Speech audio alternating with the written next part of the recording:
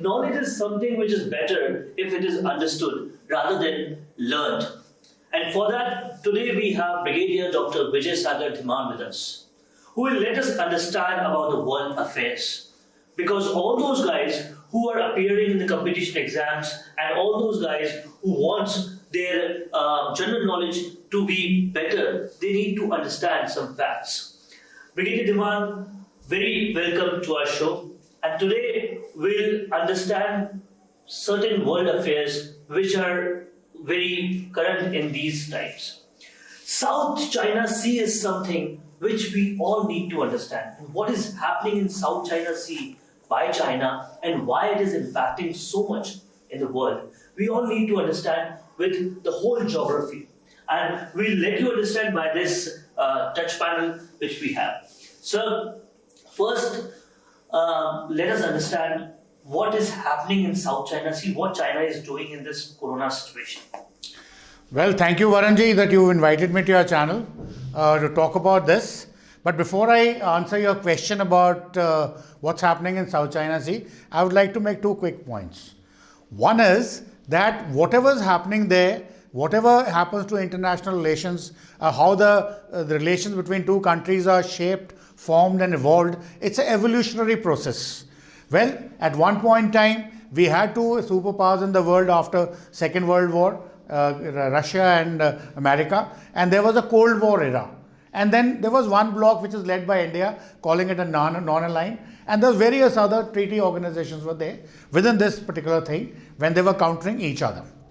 But over a period of time, things get involved, things change, the geopolitical situation changes, geo-economic situation changes, and something we are witnessing today because of that. But before I go on to again tell you what about the South China Sea, I would also tell you that to understand the world affairs better, there is something called dime analysis or demi analysis, whichever way you want to cover. Whenever you have to determine the relations between two countries or two blocks or something, you got to have diplomacy, that is D for diplomacy. You got to understand the entire diplomacy and take all the intelligence and everything into account. Then you also must understand the complete the scope of economy, the economical factors, how the economy is impacting a particular country or a region. And then there is M, which is the military. Military means the relations between the countries would depend on the strength of militaries they have, the technological advancement they have made, and what future projections they are making for that. And finally, it is the intelligence. So intelligence is something which is very important in everything. And besides that, now this is a dime concept, which is a slightly older concept. Few new dimensions have been added, like hybrid warfare has come in the military. That means warfare by other than the conventional means. Then few issues like information warfare has come in, like Sun Tzu said that you should be able to defeat the enemy without firing a bullet, which China is facing. So with that kind of a thing, Chinese have evolved in a certain kind of a situation which is threatening your peace in Western Pacific. It is not only South China Sea, it's even East China Sea or even areas which are next to Australia, Pacific, next to Australia. So entire Pacific, Western Pacific has been engulfed by China by their own policies. And just a bit of a background about what China is doing. China's Communist Party came into being in 1921. And thereafter in 1948-49, they could throw the Chiang Kai-shek, that was the era which was after the World War had ended, and threw him to Taiwan, and they occupied and they started ruling it.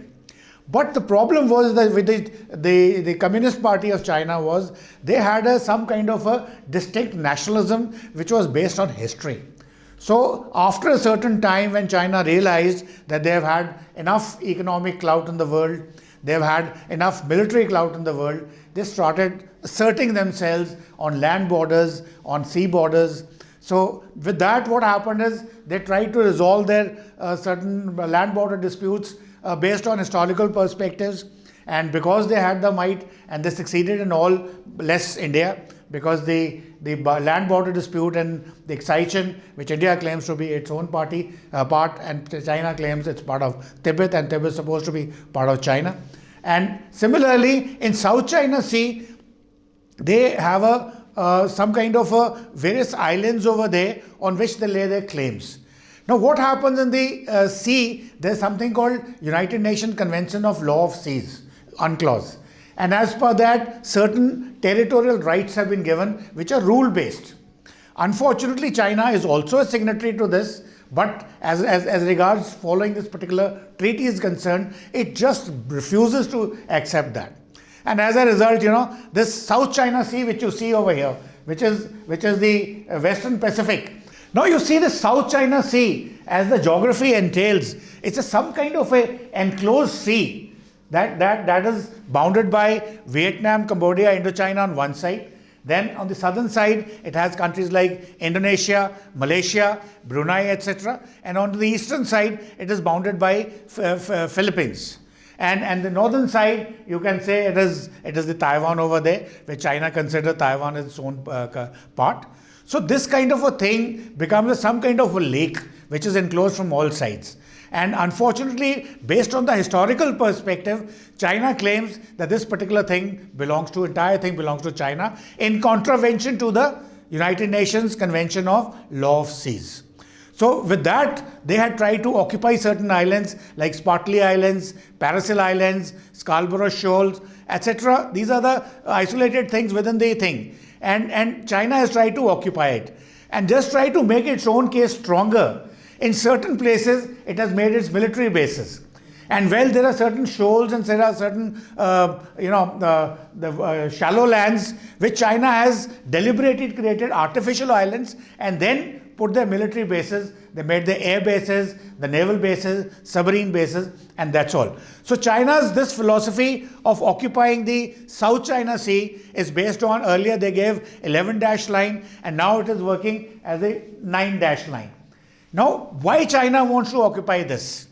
The basic reason for China to occupy this is that the seabed in this area is very rich in minerals.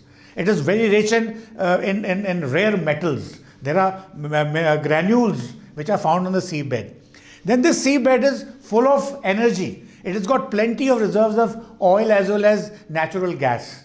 And then thereafter, another third very important reason about this particular thing is almost 60% of the world trade and 80% of the energy trade which comes from the Middle East and the trade even from the European Union through the Indian Ocean passes through this area. So logically speaking, and strategic levels, this country controls this particular area. It controls the entire trade in this area, which is going to many important economies like Japan, like Australia, New Zealand, and then Philippines and Indochina Seas. Those countries are always there. So these are the three reasons China wants to make this particular thing as its own territory, and we can call it as a China Lake. So to make you understand this geography, I'll just show you on the map. So let's get into the geography, sir, and let us make us understand what is South China Sea. Now let's see the geography of this place. It is bounded by Indochina from the west, that is countries like Vietnam, Cambodia. Then it has Thailand and Malaysia from this side, and Brunei on this side, Philippines on this side, and countries like Taiwan and Japan on the north, which we'll cover a little later. Now this is the region which is coming into question. And this is the area which is rich in minerals, oil and natural gas, and the entire the world trade passes through this. Now the only places which can enter is from the Malacca Strait, which is here, or it could be Sunda Strait, which is here, or it could be Lombok Strait, which is here. Unfortunately, this Sunda Strait and Malacca Strait are not very, very navigable. Not that Malacca Strait is a very navigable entity. This also has got a limited width of few kilometers only. But then the entire thing is regulated from here. And from here, the traffic moves on to the north towards Japan and China, North Korea and those countries. And even towards the side, towards the south, towards the Australia. So this becomes some kind of a China lake. And these are the black lines which are showing the 9-dash line.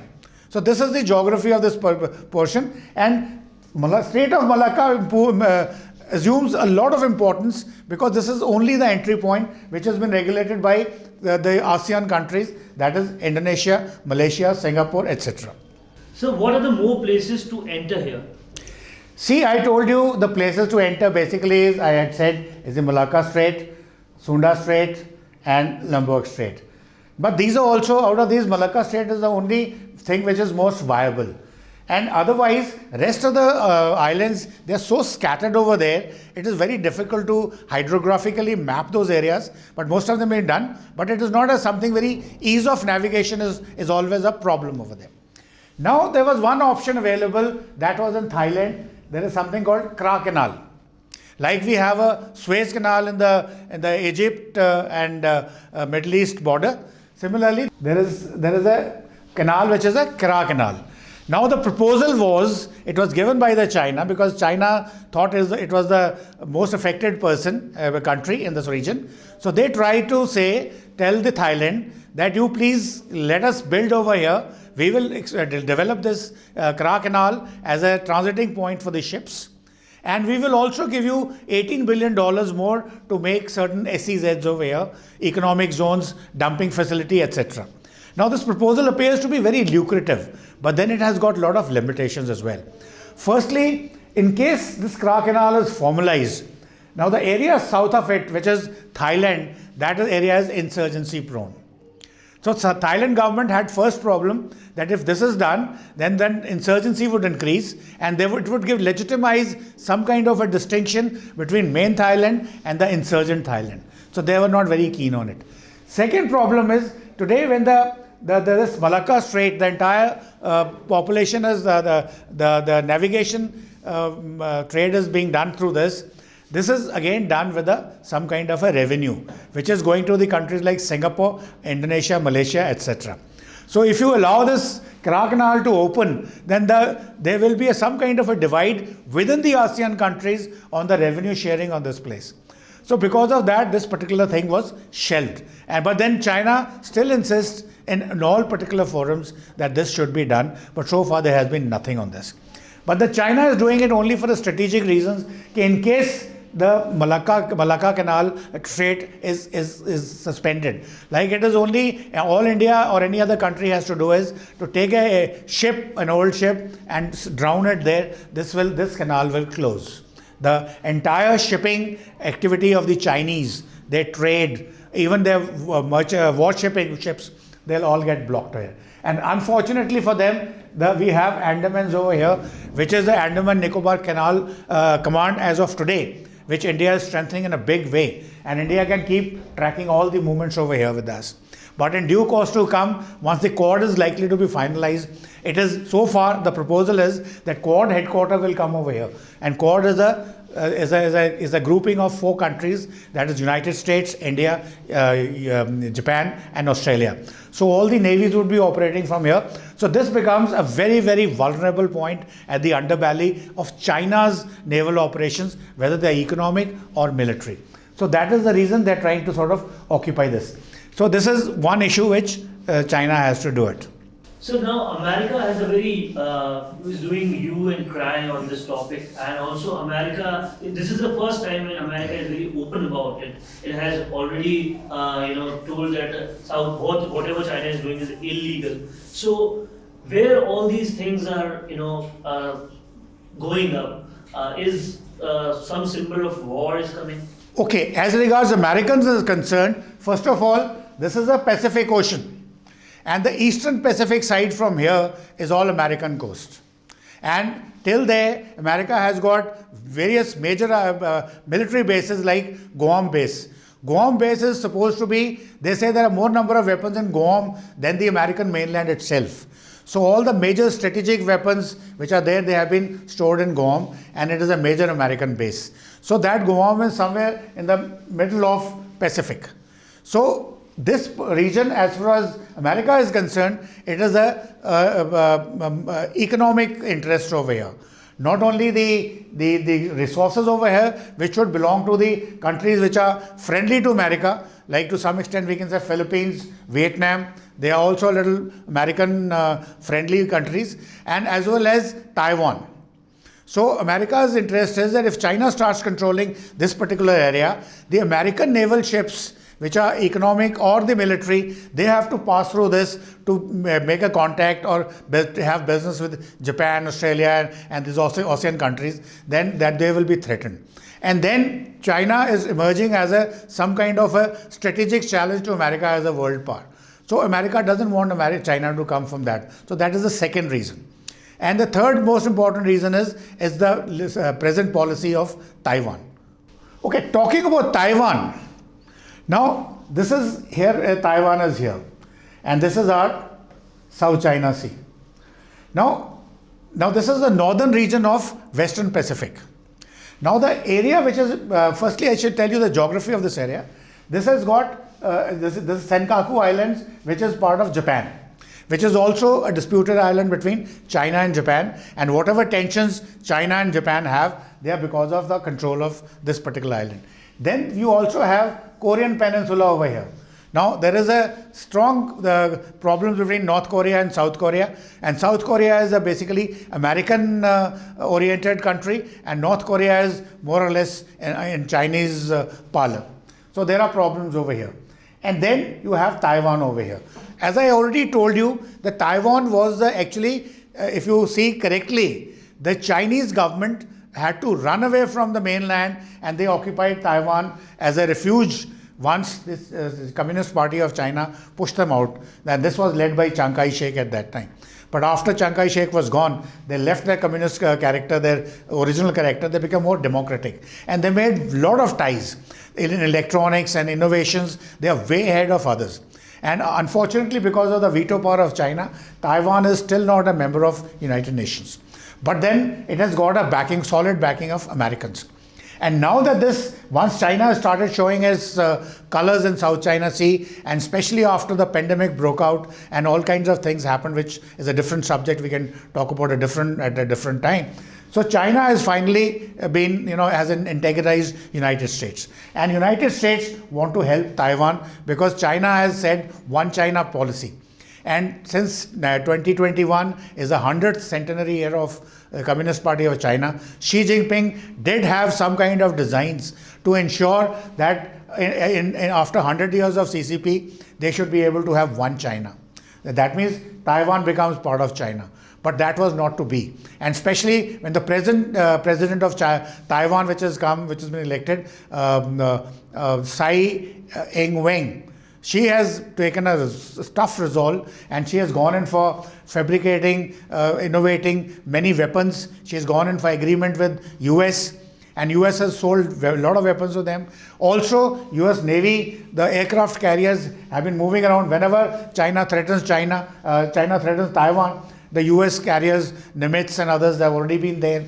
There have been a lot of violations as per China of their airspace or their waters by the US and vice versa. US say that we are doing FONO-ops, that is freedom of operation of high seas. So China says that these are territorial waters of China, but as per UNCLOS, America says it is not so, so it is high seas. So those kind of tussles are going on. So as long as US protects Taiwan, there will always be a tussle between US and China. And just a point of information for you, this is a Hubei province where almost 40,000 Chinese troops, along with the artillery, along with the naval bases, naval forces, along with the air forces and tactical missiles, strategic missiles, they're all based over here, ready to invade Taiwan anytime. So if that happens, that could also be a flashpoint for World War III, because if China and Russia get involved, other countries are likely to be sucked into that. So this is the region which is northern part of Western Pacific, and this is the southern part of Western Pacific. Also, sir, it is being said that after making Great Wall of China, now China is making Great Sand of China. So what sort of construction is going on? If you can just give the light on that construction. Well, Great Sand of China is a term which has been, colloquial term which has come in the media, but actually it means that whenever China wanted this territory to be its own, so because of certain, like I said, though it is a signatory to UN Convention on Law of Seas, but then make its position much better and much stronger. Though it is a signatory, it violates the convention. But what it does is, it has picked up certain islands which are reclaimable. So reclaiming has been done by adding sand, etc., creating huge surfaces which are being used as airfields, radar sites, surveillance sites, or even docking of their submarines, and the various kind of operational servicing maintenance facilities for all the three services. And it is correct if we say that China has taken undue advantage of Corona while doing this? Well, that is a well-known fact all over the world. World has got antagonized with China only because of Corona outbreak. Now, there are various theories how did it happen? We can talk about it later.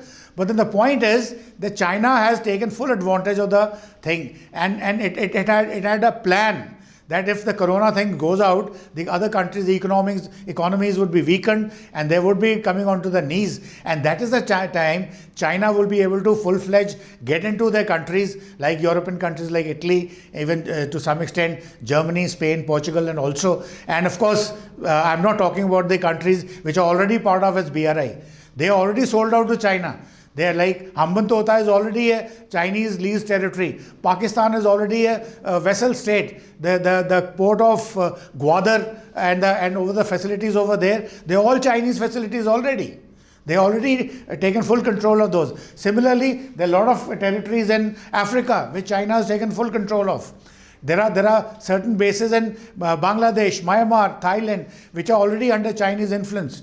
And even Maldives, which was almost going the Hambantota way, has just been rescued. So these kind of things China has already done. And of course, this Corona thing was a big thing that it took advantage of. So joining the dots by what you have said, that because of the centennial year of Chinese government is coming, because of that they want to conquer all these countries of Taiwan and others. Because of that fact, the Corona outbreak has been done. No, that could be a reason, because Xi Jinping thought he should be a new Mao Zedong. That was one era when the present China was founded, and now he thought he can take it to a different plane. When he says one China policy, means Tibet becomes China fully, though they say it is already there, but insurgency is there. Then South Yunnan becomes China, though insurgency is there. The Xinjiang becomes China, though insurgency is there. South Mongolia is revolting, insurgency is there. Manchurians are speaking, though not so overtly. Hong Kong, there is a problem. Taiwan, there is a problem. So the vision or some kind of ambitions of Xi Jinping was that by 2021, that is the centenary year of the Communist Party of China, we should be able to get China into one. But probably that has not happened, and maybe now the thing may get on to 1949. That is the centenary year of the country being born.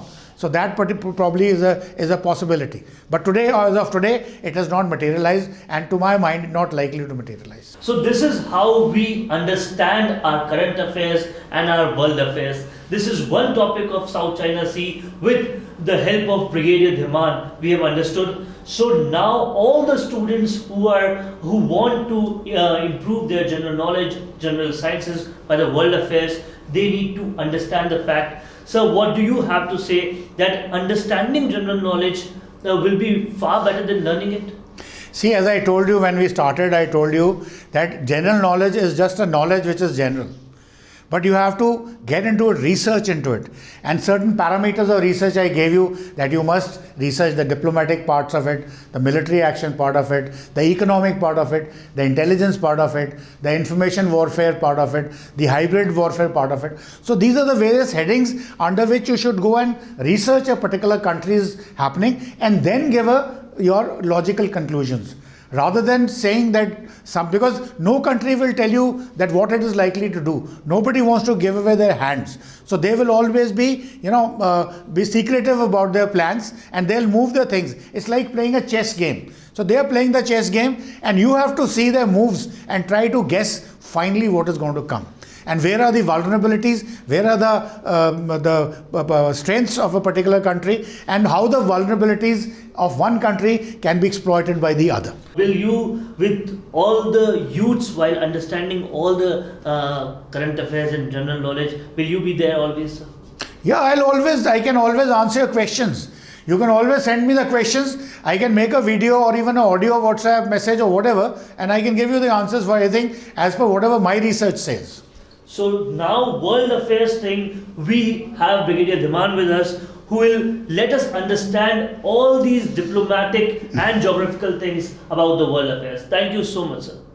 And these things would be helpful to you in your examinations, which are UPSC examinations, or even group discussions, which are required for various examinations, and the interviews need group discussions. So these are the subjects where you can give your points and tell people that show yourself in a better light in front of the interviewing officers. Thank you so much, sir.